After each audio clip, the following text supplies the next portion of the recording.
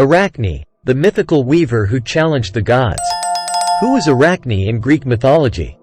Arachne, in Greek mythology, the daughter of Idmon of Colophon and Lydia, a dyer in purple.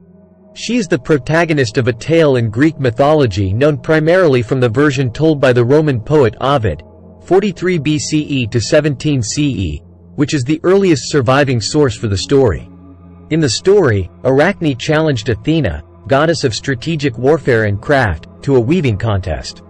This contest, unfortunately, brought about the downfall of Arachne. The theme of mortals being transformed into animals and other hideous monsters as a form of punishment are one that we can see all through Greek mythology. Therefore, we will take a look at the story of Arachne, the woman cursed by the gods to spend eternity as a spider because she was brave enough to challenge them and emerge victoriously. Over the years, there have been many versions of Arachne's story, and even to this stage, she can be found in modern-day pop culture, ranging from TV shows to Marvel Comics to a host of other modern fantasy books. But my favorite rendition of the tale is by the Roman poet Ovid. In Ovid's version, Arachne was the daughter of a shepherd, who began weaving at a very early age. But there are versions where she was a daughter of Idmon of Colophon, a man who made a living from dyeing clothing the color of purple. Hence, Arachne's skills and interest in weaving. The offense to the gods. She possessed such a talent when it came to weaving that her work became highly famous, and people would travel thousands of miles just to get a glimpse at her tapestries. As her reputation grew, so did her ego. Many would often tell her that her work could even rival the creation of a god, and eventually, she began to believe this was true. The goddess Athena took great offense that Arachne refused to acknowledge that her skill came from the goddess as a gift. So, Athena disguised herself as an elderly woman and appeared to Arachne to say, "You can never compare yourself to the gods. Plead forgiveness, and Athena may spare your soul." Arachne, refusing to heed the elderly woman's advice, replied, "Ha, I only speak the truth, and if Athena thinks otherwise, and let her come down and challenge me herself." Arachne, scowling with an evil face, looked at the goddess as she dropped her thread. She hardly could restrain her threatening hand, and, trembling in her anger, she replied to you, disguised Pallas. "Silly fool, worn out and witless in your palsied age. A great age is your great misfortune. Let your daughter and your son's wife, if the gods have blessed you, let them profit by your words. Within myself, my knowledge is contained sufficient. You need not believe that your advice does any good, for I am quite unchanged in my opinion. Get you gone, advise your goddess to come here herself, and not avoid the contest." Ovid, Metamorphoses 6. 1-148, trans. Brooks Moore. And so, Athena removed her disguise and appeared to Arachne in all her glory, accepting the challenge. The weaving contest begins. The contest began, and both women weaved away furiously. Athena's weaving represented a contest between gods and mortals. It ultimately ended in the immortals being punished for comparing themselves, quite an ironic piece of foreshadowing. Arachne's work differed significantly, showing how gods misled and abused mortals, depicting Zeus as seducing countless women. When Athena saw Arachne's work, she insulted the gods and her father and was far more beautiful in her work. She was furious, ripping Arachne's tapestry into pieces and beating the girl in the process. Arachne was now a disgrace.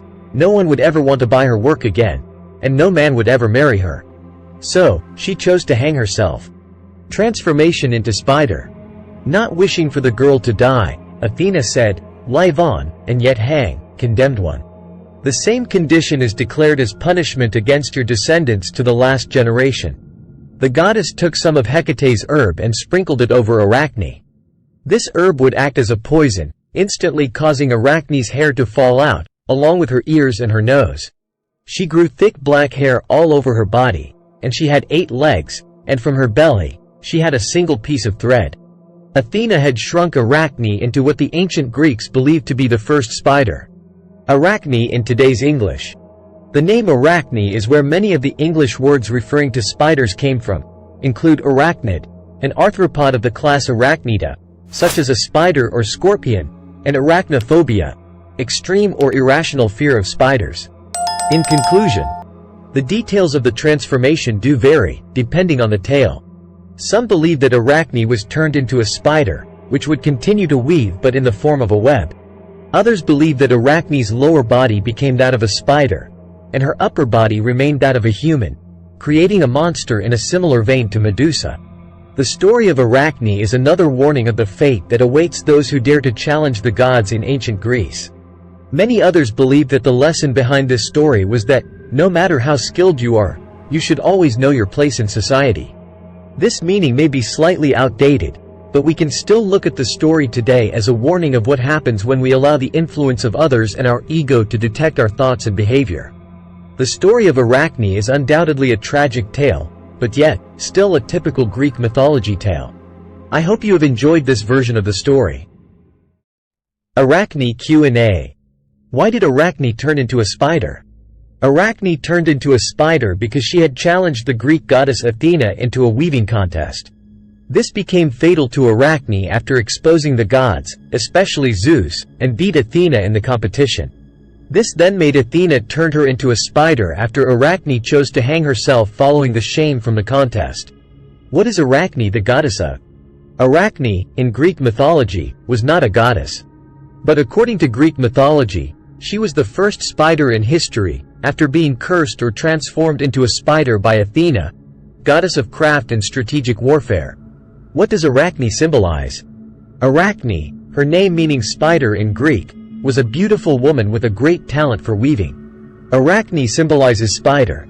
Hence, the English words arachnid, an arthropod of the class Arachnida, such as a spider or scorpion, and arachnophobia, extreme or irrational fear of spiders. What is the moral lesson of Arachne? The story of Arachne is another warning of the fate that awaits those who dare to challenge the gods in ancient Greece. Many others believe that the lesson behind this story was that, no matter how skilled you are, you should always know your place in society. What is the cause and effect of Arachne? Cause. Arachne's pride caused her downfall. She failed to acknowledge the source of her talents, the goddess of crafts and wisdom, Athena, that she even challenged her. She boasted about her greatness with no one teaching her to be that great. Effect. Embarrassed and furious, Athena cursed Arachne. This curse transformed her into a spider. This is how the Greeks explained why spiders are constantly spinning webs both to live in and trap their prey. What are the characteristics of Arachne? Arachne's main characteristic is that she is exceptionally boastful. She is far from modest, especially if she talks about her tapestries. She does enjoy weaving, and weaving is far by her favorite thing to do. Therefore, Arachne's story is told to people or children who are becoming too boastful of their achievements and success. What does Arachne value more than anything else? Arachne values praise more than anything else. She thinks her weaving skill is so good that no one can give her advice. Therefore, such an egotistic view led to her downfall.